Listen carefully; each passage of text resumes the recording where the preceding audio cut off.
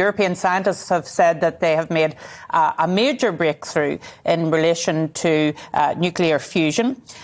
Those are the claims that have been made, and I'm going to speak now with someone who knows about this, someone from Net Zero. Harry Wilkinson is joining me now to discuss this. He's head of policy at Net Zero Watch. Harry, how excited are you about this nuclear fusion story that we heard about today, and what impact can it have on the strategy and the policy of our government? Well, good afternoon. Thank you for having me on your programme. I think this is an exciting development. This record that was set recently at the JET facility in Oxford was double the previous record that was set all the way back in 1997. So it's a big step forward for fusion technology, albeit that was a record that took a long time to be broken. And many skeptics of fusion power will always say it's another 20 years away. But what I think this brings home is that the pace of technological revolution can happen very quickly.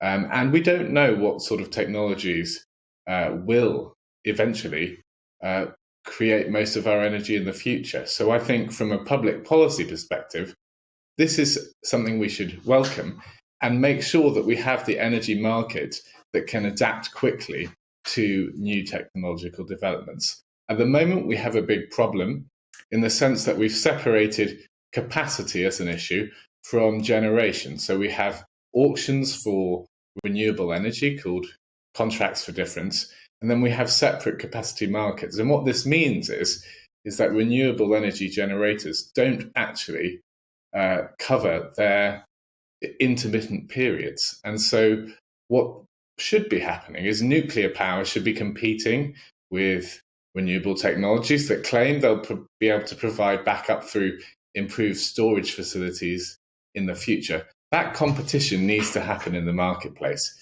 We need to be allowing for nuclear to have a role in that.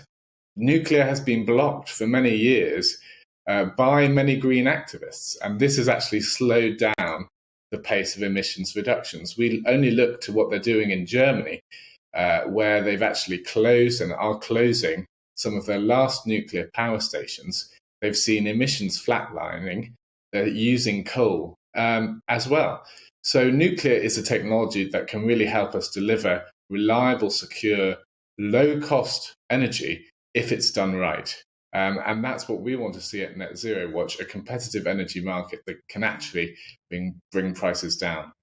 And it's interesting, Harry, that you mentioned Germany, but of course France is actually looking at using more small-scale nuclear, as I understand it. And there's a bit of a battle going on in Europe at the moment as to what constitutes a green energy, with the French saying that nuclear needs to be a part of that, whereas the Germans and some others are saying that nuclear shouldn't be a part of that. Who do you think is going to win out in that great debate on green energy?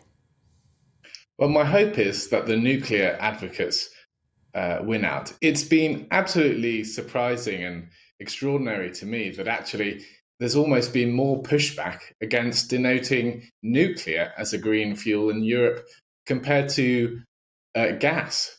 There is this extraordinary hostility to nuclear that just isn't justified by the evidence. We see that actually nuclear is a safe technology. There have been some high-profile incidents, but actually when you compare the deaths or any negative consequences of these to what we see in mining accidents and from air pollution from other technologies, we actually see that nuclear is one of the safest technologies when we look at the evidence.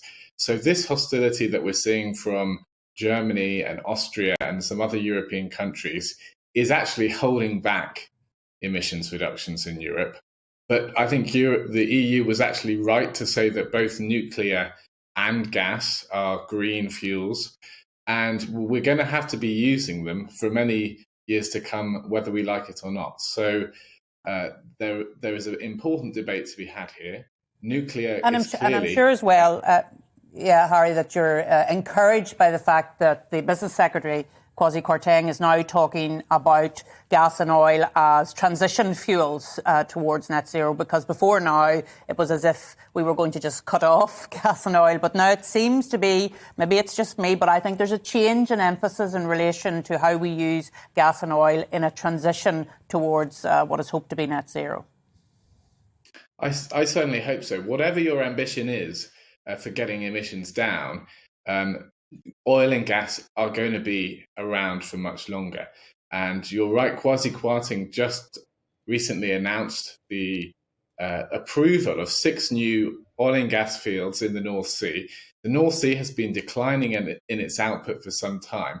We need to press further to actually make sure we increase that output, because using our own gas, using our own oil is actually better for the environment than importing it from other countries. It gives us that energy security that's also vital. You just cut away to a press conference about Russia's interference in Ukraine, and actually the more that we can be avoiding having to rely on Russian fossil fuels, the better. This now needs to apply to onshore as well. This was talking about the North Sea, but still we have this absurd moratorium on shale gas.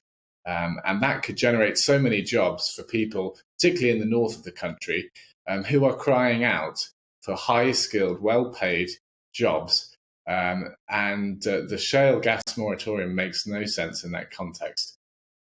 Well, certainly, thank you, Harry, for coming on the show. Certainly, the geopolitics of energy is coming very much to the fore, as you say, in the Russia-Ukrainian dispute, and indeed elsewhere as well. So thank you for being with us this afternoon.